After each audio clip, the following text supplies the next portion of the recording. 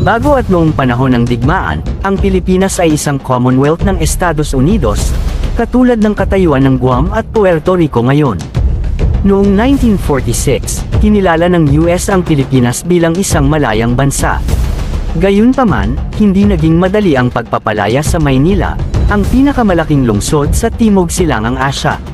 Nagpatuloy ang labanan hanggang ika-4 ng Marso taong 1945 nang opisyal na ideklarang liberated ang lungsod.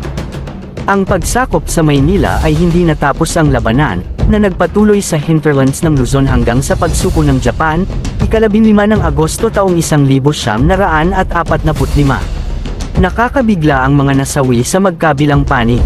Nasa 230,000 Japanese ang napatay sa Luzon. Mataas din ang mga nasawi sa Amerika. Ang mga nasawi sa ground combat para sa 6th at 8th Army ay 10,380 ang namatay at 36,550 ang nasugatan. Sa tag-araw ng 1945, nawasak ng mga Amerikano ang Siyam sa pinakamahuhusay na dibisyon ng Japan at ginawang hindi epektibo ang 6 na labanan sa Luzon. Ang mga pagkatalo na nagmumula sa labanan ay lubhang nabawasan ang lakas ng hangin ng Hapon na ang kanilang paggamit ng mga operasyong kamikaze ay kinakailangan sa buong panahon ng digmaan.